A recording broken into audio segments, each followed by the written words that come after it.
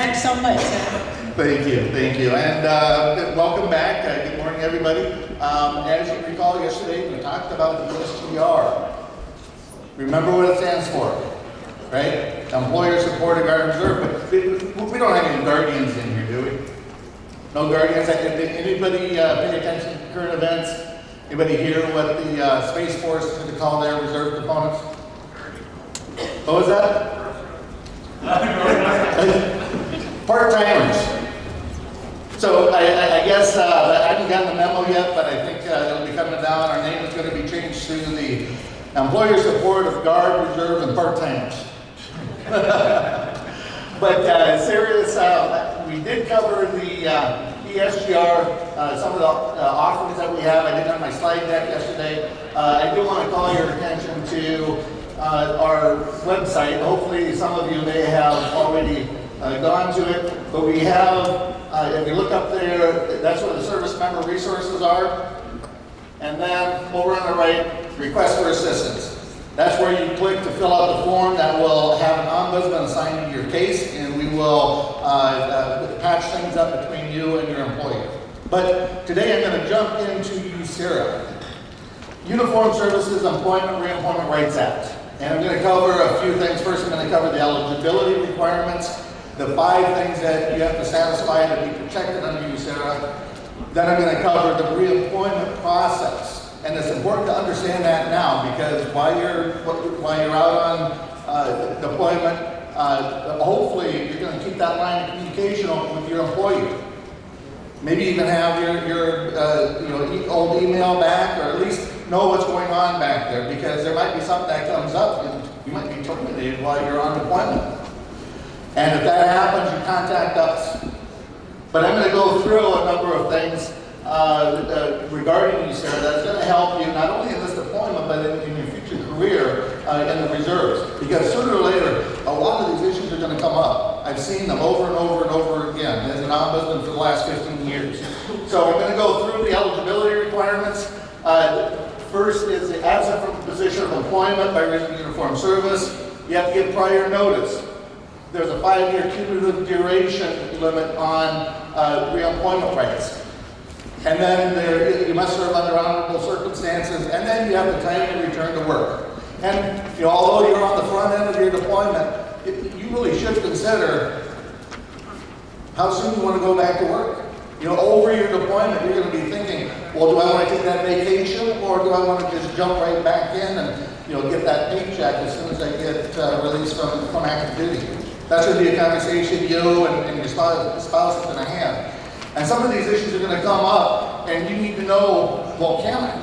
How quickly can I get on the payroll again? So these are the issues I'm going to cover today at the half hour that I have, and hopefully it'll spark some recognition of an issue that you have, and then you can contact me after the briefing, or contact your local ESGR representative or our national representatives for further clarification.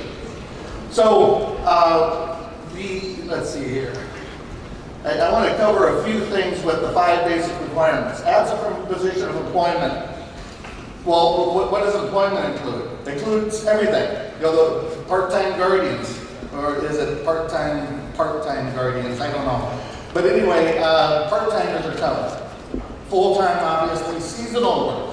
Let's say you're a groundskeeper for the local target field, and you happen to be on deployment. You come in right in the middle of the season, but you've always been hired at that position. That's seasonal employment. You're entitled to that position. I mentioned before about the broad definition of employers. Yesterday I talked about successors. A new company comes in. USERRA is very broad in what it considers an employer. It's not just your W-2 employer. If you work for a temp agency, but if you work for a temp agency, there are 2 employers in that relationship. One is your W-2 employer, and the other is a workplace employer. Let's say the workplace employer says, I replaced that person a long time ago. So I'm not going to bring them back on after their deployment. Wrong. USERRA considers them an employer because they control the opportunities for employment. Plan administrators when it comes to pension benefits, or unions when it comes to where you land on that list when you come back. You know, the definition of employer is very broad, and employers cover any employer regardless of size. So at the mom and pop store with one employee down in the corner, they are covered by USERRA. And they should be posting the USERRA rates in the back, and you know, I would imagine 90-some% of those small employers probably don't. But there are, it's a very broad, it's the broadest employment law statute on the books at the federal level. Uniform service, of course, you know, this is obviously uniform service, so I'll just move on. Prior notice. Hopefully you've given prior notice. Eric had mentioned that yesterday. If you haven't, you should now. Sometimes prior notice isn't feasible, but you know, obviously in your case it is. All you have to do is just let them know you are leaving for the purpose of uniform service. The Department of Defense issued a DOTI, Department of Defense instruction. They would prefer you to give as much notice as possible, but technically under USERRA, you can give notice immediately before the next regularly scheduled shift. Obviously, you don't want to put your employer in that kind of a position, so give them notice, let them do their thing, and keep a good relationship with that employer. So you give them prior notice, 5-year cumulative duration. Now, I mentioned this, not that it'll probably come up in your situation, because employers and HR people always misunderstand this. Every once in a while it may come up, but that 5 years cumulative duration of employment, it counts per the employer. So if you change employers, you get a clean slate. But what employers don't realize is that a lot of activations are not, or actually exempted from the 5 years. So they don't count against that 5 years. For instance, any training, any deployments or activations in support of contingency operations, any involuntary activations, and there is a whole category of activations that are exempted by the service secretaries by memorandum. And when you take all those together, it's rare that a service member will accumulate over 5 years of uniform service. But sometimes employers will bring that up as a reason why they don't need to employ you. Next is serve under honorable circumstances. Obviously that speaks for itself. And then timely return to work. That's a big one. Keep in mind, you have a deadline once you return. I think everybody's here is like a year deployment. You have 90 days to report back. Now, the big question is, as I alluded to earlier, well, what if you want to get back on the payroll right away? You need that payroll. As soon as you get off orders, you want to go back. Well, under USERRA, the employer must promptly re-employ you. Even though you have 90 days, you don't have to take that 90 days. Promptly re-employ. And what the regulations say about that, on a lengthy deployment, they have to re-employ you within 2 weeks. 2 weeks, regardless of the length of deployment. Now, I'm going to get to the re-employment process here shortly, but the point is that you can go back early, get on that payroll, or you can take that vacation to Disneyland, so on and so forth. Between that, the time where you get off orders and that 90-day deadline. But one thing that the ESGR wants you to do is to stay in touch with your employer. Let them know what you're doing. Give them advance notice of when you want to come back. More than 2 weeks, preferably. But so that they can make the proper arrangements, they can adjust the schedule, they can get you back on with the least disruption to their workplaces. So, you meet the qualifications and you come back and you are to be reemployed. And this is a common misinterpretation of USERRA. Okay, they say, well, you can come back and you can get your old job back. Well, do you want your old job back? No, you would like to have the job that you would have had you remained continuously employed. That's the difference. You're not going back to your old job. Well, and maybe your old job, but the point is that you lost a year in seniority, you lost a year in promotion opportunities, you lost a year of your career, civilian career. And that's what USERRA is there for. It is to make sure that you end up in the same spot you would have had you remained continuously employed. And that's not your old job. It's the job you would have had you been continuously employed. That's why they call it the escalator principle. It goes up, or the escalator, goes up. Keep in mind, it may go down too, right? But basically what USERRA requires is an unpaid military leave of absence. Now, you may have heard some issues about some recent cases where the service members are suing in order to get paid leave of absence. And that is because you, as a service member, are entitled to the most favorable leave of absence policy offered by that employer for any comparable leave of absence. That's a mouthful, right?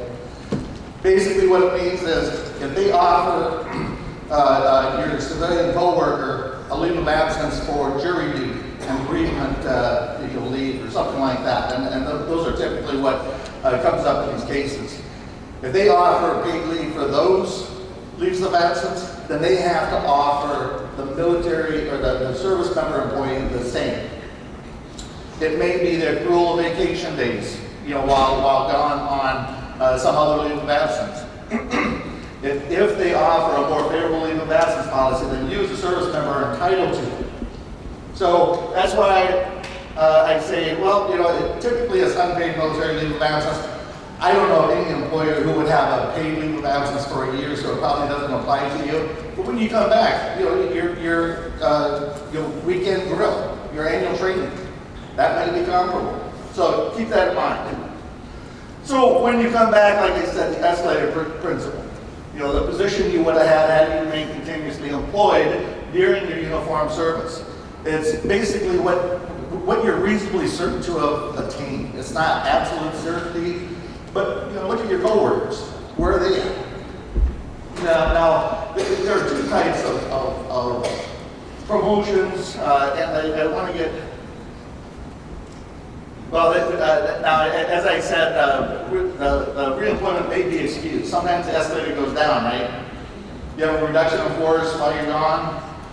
If it is objectively applied, and you would have been cut off or released, even though you were continuously employed or regardless of your military service, then USERRA doesn't protect you from that layoff.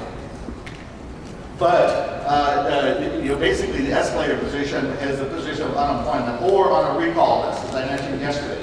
If there's a recall list where, based on seniority or when you were hired or whatever the case may be, you're going to be called back on a certain order, then you have to make sure that you get back on that list. That's the reemployment position. It's not employment, but it's on that list. And there are some other circumstances where unemployment or reemployment can be excused. Qualifications. Now, the escalator position is the first position that they look at, but you have to be qualified. You have to be qualified for any position that you come back to. And the employer has an obligation to re-qualify you for that position. Let's say they change the computer system and they need to get you up to speed on that in order to be qualified. So they have to take the reasonable efforts to do that. That is a whole qualification process. And I'll get to shortly those circumstances where you can't be qualified. Because simply because you can't be qualified for the escalator position doesn't mean that you're unemployed. No. Depending on length of service, the employer must look next to the nearest approximation. What is the nearest approximation position? Are you qualified for that? Then it's a like pay, seniority, and status to the escalator position. Then you have to look at that. Can you be qualified for that? And then you go down the line until you get back to the job that you left. And essentially, they have to go through every position of the company to see which position you could be qualified for. And if there's somebody in that position, unfortunately, they're going to be terminated, or they have to move that position to accommodate you in your return to employment with that employer. Another thing to keep in mind is retroactivity. When you come back, well, actually, promotion opportunities. I love this because I get to talk about Marine Corps reservists. I'm a jarhead myself, and there's a case that came out from the city of Somerset in Massachusetts, or village of Somerset in Massachusetts. And it's an interesting story. A Marine Corps reservist joins on with the local fire department right before 9/11. Of course, 9/11 hits, and he's called to the colors. He leaves. He's gone 9 years. 9 years, back-to-back duties, deployment here, deployment there. Most of it, probably all of it was exempt.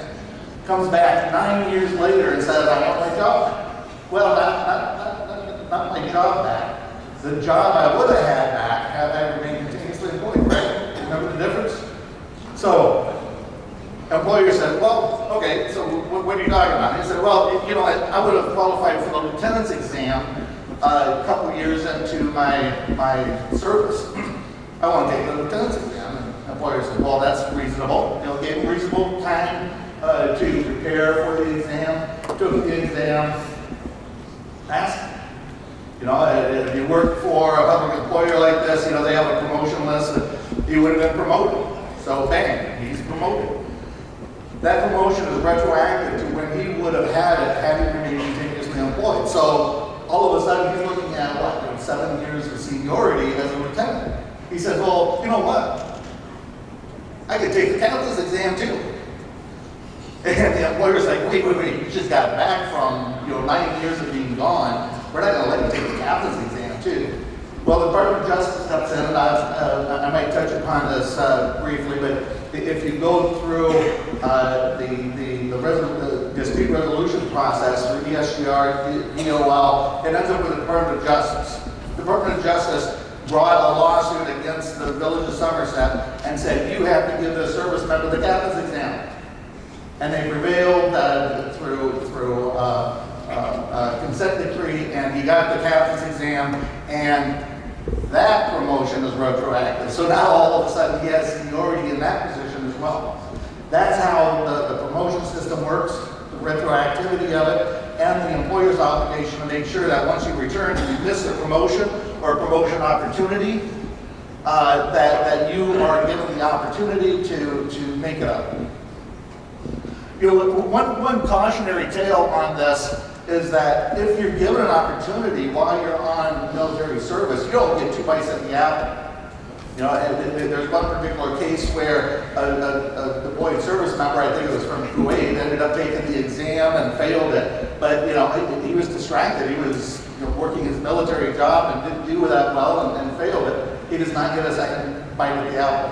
So just keep that in mind if you're given that opportunity. Apprenticeships and probationary periods. This comes up frequently. You leave in the middle of a probationary period or an apprenticeship. If it's a bona fide probationary period, you leave in the middle of it. The regulations specifically say when you come back to where you left off in that program. You complete the program, and if you complete it satisfactorily, again, your seniority is retroactive. So, if you're talking about a union situation, you would have had, as soon as you pass that apprenticeship program, once you return, then all your seniority should be retroactive to reflect the year or whatever that you were on military service that you missed because the seniority that you missed because of that. Let's see here. Is that advancing, sir? Well, let's talk about bonuses. Oh, wait, here we go. Oh, okay. Disabilities. If, God forbid, you end up with a disability, and under USERRA is a broad definition. It doesn't have to be rising from your military service. It's only if it's incurred while you are on orders, while you're on uniform service. So if you're over in Europe and you end up, taking your bike out, you want to, tool around on the part of the Tour de France, and you end up falling off some cliff or something, you get a disability. You would actually be covered if you were actually on orders during that period of time. So one thing to remember about disabilities, it is very broad, much broader than the ADA. If you come back and you have a disability, you're disqualified from the escalator position because of the disability. Let's say you have to carry the boxes and lift a certain amount, but you hurt your shoulder, then you're not qualified for that position. But the employer must put you in a position for which you can be qualified with reasonable accommodations. So you will have a job. It's just, which position are you going to be qualified for? And what you keep in mind is if you do have a temporary disability, once that is ameliorated, resolved, then you're entitled to the escalator position, and you should be moved into that escalator position with all of the attendant seniority that goes along with it. Later discovered disabilities. This actually came up with me one time. PTSD, essentially. Somebody comes in, they don't know that they are suffering anxiety from their deployment or whatever, and it manifests itself in the employment situation, and they could very well be terminated for cause, but for the fact that it is a disability under the USERRA. And reasonable accommodation requirements are in effect. Reemployment may be delayed up to 2 years. If you are suffering from a disability, carefully consider when you go back to work. Once you go back to work, you can't typically undo that. If you have a disability, you should carefully consider whether you want to take additional time to convalesce before reporting back to work. So some various issues that come up frequently in my job that I want to cover. Bonuses and other compensation. Actually, the other night I prepared a sort of a fact sheet. It's out on the table out here that describes bonuses and pensions, which I'll get to shortly. But bonuses. You miss a bonus. And it's a little complicated. Most bonuses are a form of compensation, so the employer doesn't have to actually provide that to you. Some bonuses are based solely on longevity. If that's the case, then they owe it to you, even though you are on uniform service and didn't work during the bonus period. So, carefully look at the terms of the bonus to see whether it's one or the other. If it is a form of compensation, and right now it's April, let's say you worked a few months of the bonus period before you took off for this deployment. Your company has a bonus. It's based on a number of hours you have to work within that year. But you don't meet that threshold because you've been gone most of the year, but you work part of the year. So the way USERRA handles that bonus situation is that if you are disqualified from the bonus because of military service, the employer has to calculate whether you would have made it had you remained continuously employed. And if so, you have to participate, but you don't participate in the whole bonus. You participate in your pro rata share for the portion of the year that you worked. Okay? I go into it in more detail depending on the situation, if you see me after, if you have a particular situation. But the point is that the bonus itself, you aren't precluded from it because of uniform service. And then finally, I want to highlight another thing, and it's, I don't think it's come up much at all, but I'm going to get to it at the pension stage, so stay tuned here.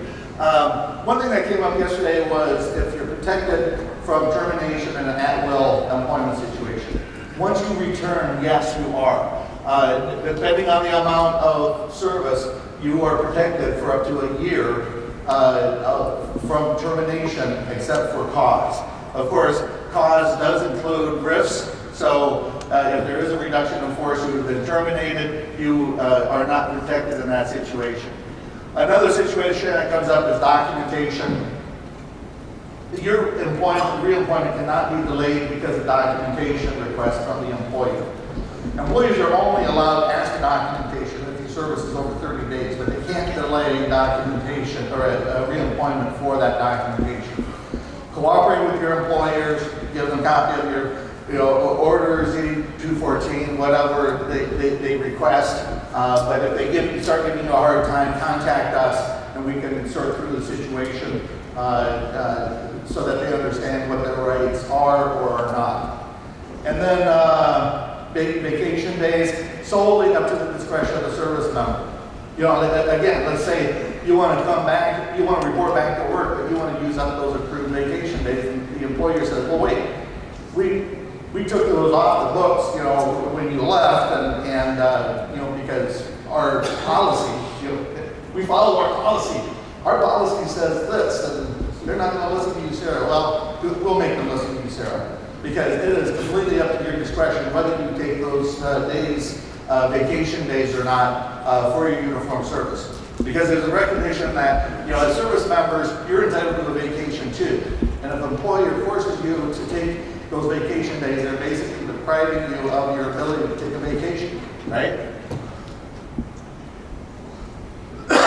Benefits. Here we go. Health plans. I told you yesterday, you have the option of extending health care coverage for up to 2 years. If you do that, then you're subject to 102% cost of the premiums for that. It's sort of COBRA-like. It's not COBRA. If they try to force you onto COBRA, which oftentimes has different coverage, contact us. It's not COBRA. This is another issue where HR can screw this up quite easily. Basically, it's COBRA-like in terms of the premiums that you have to pay. Sometimes it makes more sense, depending on dependent coverage or whatever, to have your employer coverage rather than private. So that's your personal situation. I would suggest this. There's oftentimes ambiguity about whether the service member elects it or not. Make sure you make notify the employer, do you elect this or not? If you don't elect it one way or the other, they can terminate it, but you can go back later and say, well, you know what? I really wanted that coverage. I didn't elect one way or the other. You have to reinstate it. Under USERRA, they have to reinstate it once you pay the premiums, the back premiums for that insurance coverage. And then, of course, when you come back, there are no exclusions or waiting periods that they can apply. They have to put you right back on it. Pension or retirement plans. This is sort of a cause to love for me recently. I have seen way too many service members lose money. They leave money on the table because of this issue. Probably most people in here have some sort of 401k or pension program, maybe through a union or whatever. Now, there are two types of plans: defined benefit, defined contribution. Defined benefit plans, once you come back, the employer has to make whatever past contributions based on the compensation you would reasonably certain to have made during your absence. Now, that's not the base pay. There's actually a case out of New York where New York police officers often get hazardous duty or extra duty pay, overtime, so on and so forth. The city and the benevolent fund basically said, well, we're only going to calculate it at the base rate rate for police officers. And the Department of Justice again stepped in and said, no. It is what the compensation was reasonably certain to have been during your absence. So they were able to calculate in, maybe over the previous 12 months or so, how much overtime they would get on a regular basis. And the contributions were based on that. The second part, defined contribution, is where you have an obligation. You have to tell your employer, your plan administrator, or pension administrator, that you want to make up those contributions, because most of us have defined contributions. You make contributions out of your pay on a regular basis, and that triggers the employer's contributions. You have 3 times the length of your military service to make up those contributions. 1 year deployment, 3 years. But wait, there's more.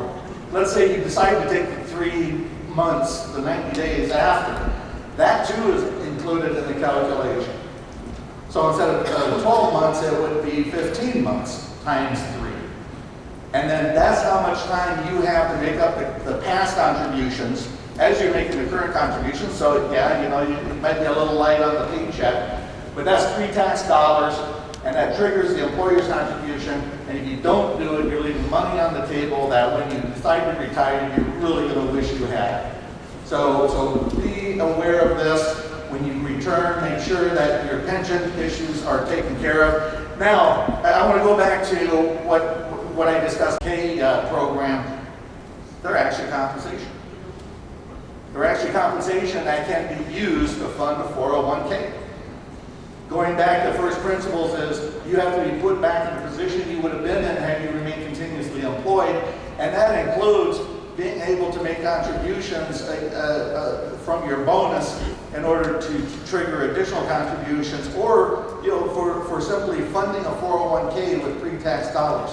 So consult your financial advisors about the intricacies of this, or contact ESGR, because you don't want to leave money on the table when it comes to your pension when you return from military service, because as you add up your military service over your career, it can add up to a lot, and it's just going to make you have to work longer in your civilian career to make it up.